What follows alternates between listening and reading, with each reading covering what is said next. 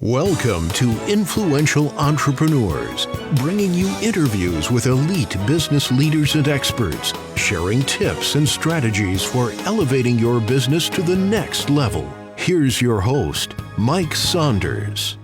Hello and welcome to this episode of Influential Entrepreneurs. This is Mike Saunders, the Authority Positioning Coach. Today we have back with us Curtis Cottle, who's the founder of SBC Financial, and we'll be talking about taxes eating up IRAs and 401ks. Curtis, welcome back to the program. Thank you, Mike. It's good to be back.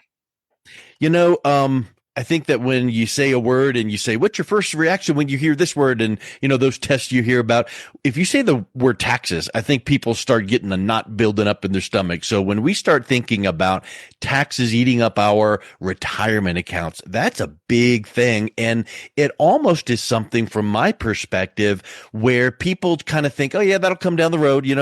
I'm putting my money in pre-tax, from work, and there it is. And they don't really take full account of what's going to happen at retirement regarding taxes. So talk a little bit about why traditional IRAs and 401ks are really tax time bombs. Yeah, that's a real concern in today's world, especially when you have so many tax changes going on around us. We have one thing that affects that directly is the Secure Act. It's a tax law that went into place 2020. And it has some aspects to be one of the bigger tax changes we've seen in our time. And directly to your question, how it affects IRAs and turns them into a ticking time bomb for beneficiaries, non-spousal beneficiaries. And so usually that's kids or whomever you're leaving your funds to. And so what happens is now with the new rules, when you inherit that, you have to take out money, forced money. It's called a required minimum distribution. As soon as you inherit it, doesn't matter what your age is or anything like that. As soon as you inherit it, and you have to take it out now in 10 years. So what that really means is you're taking out 5 to 6 times forced more income, counts towards your taxes. You have to pay taxes. And then what do you think that does to your tax brackets as the inheritant is getting that inheritance? It blows right through it. Yeah, exactly. It bumps those right up. So it causes a really tough situation. And then in addition to paying more taxes on the actual inheritance, well, if you're in that higher tax bracket, what do you think it's going to do if you take any money out of your own investment accounts? It amplifies that. Yeah, it really causes a tax bomb, as you mentioned, but you're kind of stuck there for an entire decade. And most of our clients, when they learn that, they don't want to send that burden on to their kids or their heirs or beneficiaries. Yeah, it has a multiple pronged detriment. Like if you have to take money out because of your own RMDs, you trigger taxes. If you let it pass to your family through legacy, after death, it triggers taxes for the family. So having this aspect covered and planned for is really big, and it ends up being a gift because if you can wrap it up in a nice bow and make sure your family's taken care of, then they're really, really looking at it through the lens of, wow, that was could have been a whole lot worse. And it makes me think about, like the old game whack-a-mole, like, here's this money growing in your IRA or 401k, and it's been deferred because, you paid pre-tax into it. Well, now when these RMDs or these transfers happen, it's like popping its head up to be taxed, and the government's just whacking it, and you have to pay taxes. We can't avoid that, but I know that there's some ways that you can mitigate it and lower that. So what are some of the strategies you start talking to your clients about in this planning? Yeah. Strategies are important, and there are options. That's the light at the end of the tunnel. Is there are some really good choices you can have if you're working with a tax-focused plan. And so what happens is a lot of advisors don't work much with taxes. They might do some Roth conversions, or they might withhold some taxes, some withdrawals. But largely our experience is advisors don't do a lot with taxes, and CPAs and tax filing professionals it takes all of their time just to get everything filed. They don't have a lot of extra time to plan and position you to be tax-free at some point down the line. So when you have to take those required minimum distributions, if you just leave everything in your IRAs, it can cause a bunch of extra taxes on Social Security, Medicare, capital gains. It can just be a spider web of taxes that triggers for you and your own taxes, let alone what your kids would receive on inheritance, as I mentioned earlier. So one of the big tools is you can do a Roth conversion. And so any advisor can do this, but how you convert, the IRS says you can convert as much or as little as you want in a year. Well, that gets complicated because if you convert more, your tax brackets go up. If you convert less, your tax brackets stay lower, but now it takes years and years longer to convert. And so then you're exposed to regulation risk. If taxes change, I ask a lot of people, do you think in the future taxes, do you think they're going to go down or tax rates are going to go up in the future? And most people kind of laugh at me, but they all say that they're going to go up. And so if that's the case, well, you're going to get a lot of exposure to higher taxes if you take too long to convert.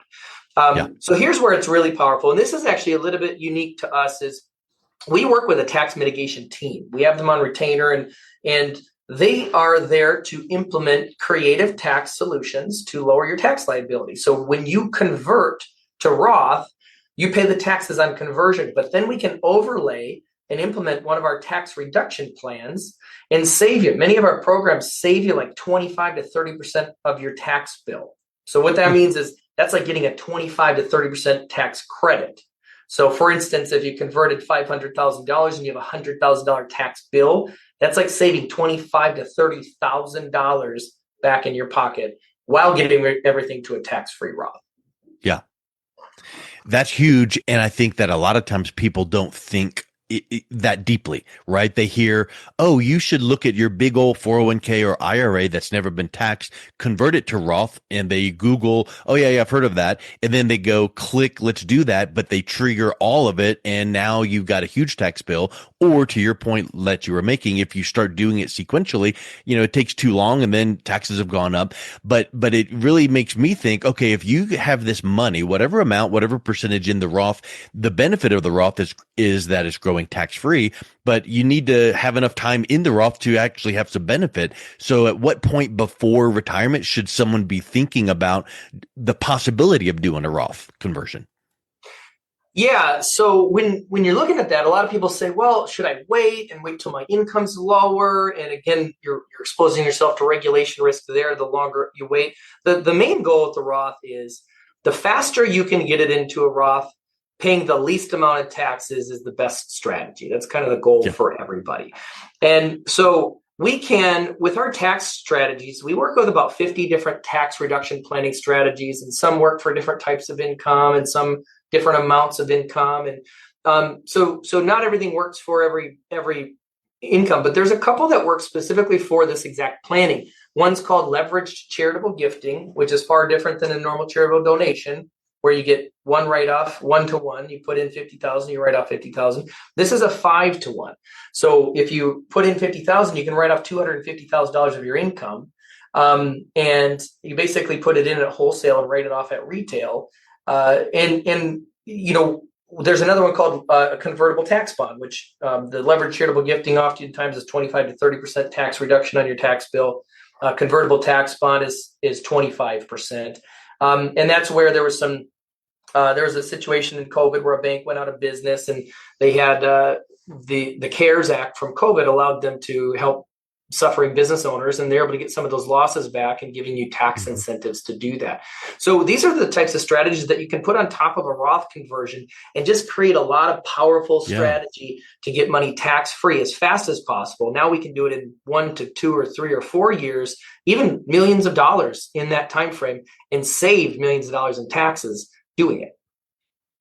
I think when people hear things like that, one of the thoughts that crosses their mind is, ooh, that sounds A, complicated, B, a little risky, like, ooh, is this okay with the IRS? But all of these things are all part of the code. And from what I understand, the IRS tax code is many, many pages, tens of thousands of pages. So how can people really understand that unless they have a tax strategist that knows exactly your situation to go in there and dive in and go, okay, we can put this piece here and this piece there to really give you that outcome?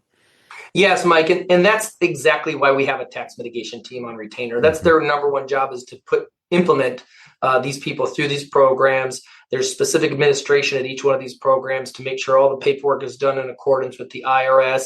And this is how the rules are set up. The IRS says, hey, we're going to give you this book of code, this Internal Revenue Code, the tax code, tens of thousands of pages. not only that, all the content is vague. All the rules are Yeah. vague by design, so they can give the IRS a little bit more power. So then you've got to know all the tax court cases to give you specific context to the vague tax code. So absolutely, it gets become daunting for the average person because the IRS says, well, here's all these rules. They're vague and you need to know all this information, but you can use these rules however you want to lower your taxes as far as you're able to load them with these rules. And they say, here you go. Well, most people aren't going to get very far. Most people aren't even going to know where to start. And so that's where if you have the right tax team, it can just be done for you. You can loop in your CPA. We usually work directly with the existing CPA of our clients. And we don't take over generally that tax filing, though we could, but most of the time we don't. We just work with the CPA that you already have. They're going to give their stamp of approval on it. They're going to follow along and say, oh, wow, this is a real creative way. I know these tax codes, and that's a really cool way to put those together is what our experience has been. But that's the rules. You can use these. Just like a business owner can take a tax write-off, you can use these tax programs. And that's how the wealthy have been doing it for years and years and years. Yeah. I think that a lot of times people just go, well, we've just always done it that way. And that's one of the biggest death knells of progress and moving forward. Oh, we've always done it that way. Yeah, but you'll always get the same results. So many times people just put off, oh yeah, my money in 401k, IRA, it's just there. And when I get to retirement, we'll figure out what we need to do with it. But at that point, you don't have the runway to do some of the things you've mentioned. And you may have had some of the regulatory changes with taxes or brackets, because I think to your point you made earlier, a lot of people assume, oh, my tax bracket will be lower because I'm making less money. But we don't know that. We don't know what the brackets will be. Brackets can change. Tax rates can change. And yeah, if you ask 100 people on the street, 200 will say taxes will go up in the future, because we know taxes are based on the deficit, which is huge and growing, and government spending, which is crazy. So I think those things all wrap together. Talk a little bit about the sense of urgency people should have clarified to make sure they're putting a strategy like this in place well ahead of retirement. Yeah, that's very important in regards to planning, because we see all sorts of timelines, and what we've discovered is that if you have more time to plan, the odds of success in that plan go way up than if you're trying to last minute throw something together or create damage control. So it is very important. The sooner you plan, the more you're putting yourself in a strong position.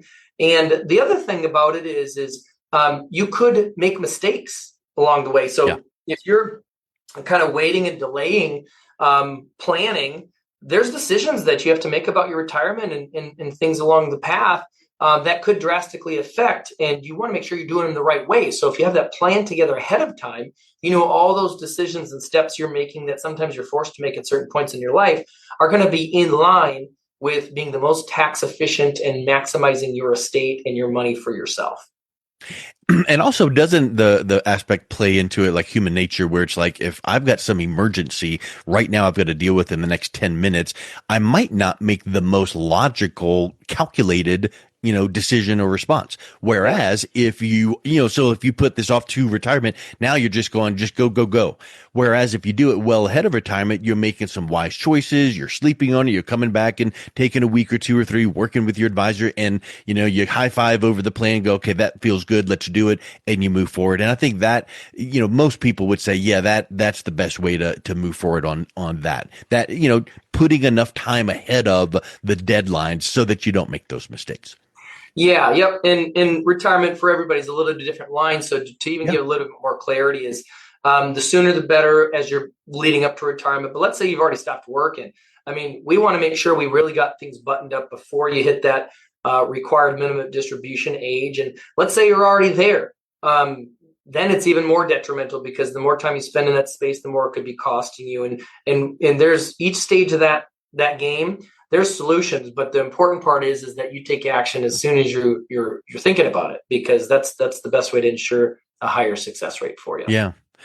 We talk about taxes, and from a broad perspective, how do you coordinate taxes to mitigate as much as possible, overall from the perspective of income withdrawals and Social Security? Because there's all of these things that play into it. It's like, oh, I've got some qualified money, non-qualified money. I've got some Social Security. Oh, I've got this income stream from whatever. How do you coordinate all of that together into a plan that keeps more money in the client's pocket versus the IRS's? Yeah, that one is where it gets layered. So you do Yeah. have all of these accounts, as you mentioned. You've got Roth IRAs, you've got 401ks, you've got non-IRA mutual funds, taxable accounts, you've got money at the bank, you've got all of these areas, and all of them have a little bit different tax status to them and different growth potential.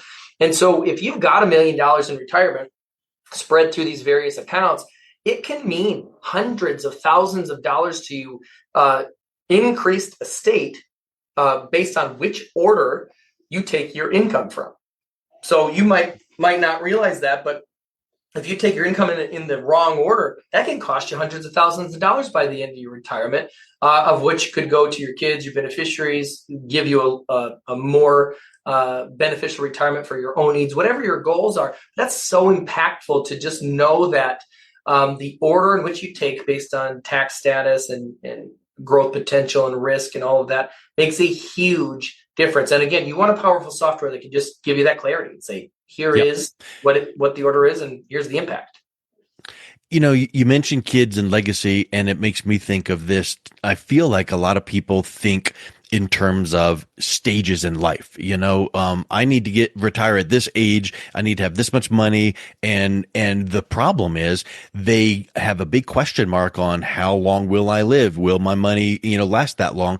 But then do you really want to die with $0 in the bank, or do you want to have enough money to pass on to your heirs, your family, for that legacy? And when we're thinking about taxes eating up money on the front end before you get to retirement, in retirement, you also need to think about the taxes eating up the money that passes to your heirs so that you're doing the right thing that way. And at every one of those points, there's opportunities to fine tune and polish, right?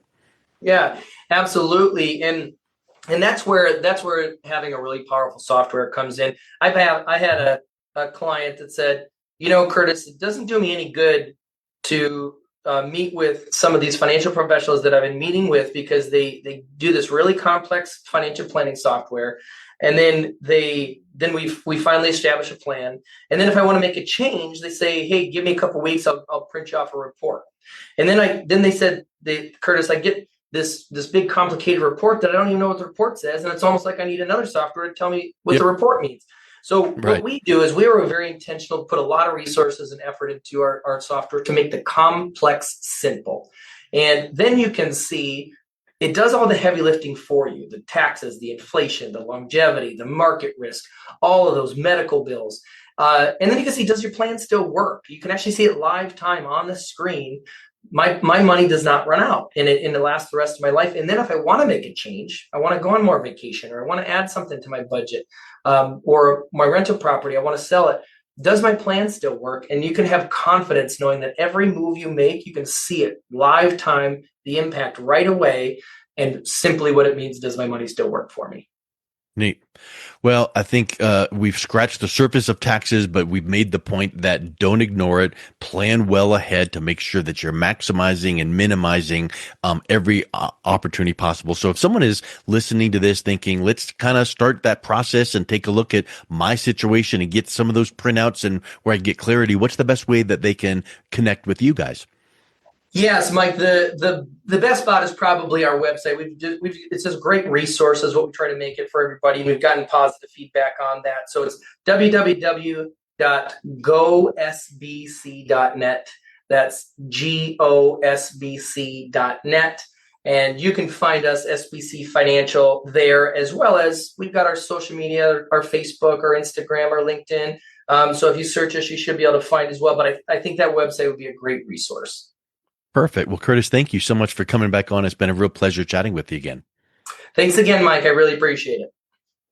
You've been listening to Influential Entrepreneurs with Mike Saunders. To learn more about the resources mentioned on today's show or listen to past episodes, visit www.influentialentrepreneursradio.com.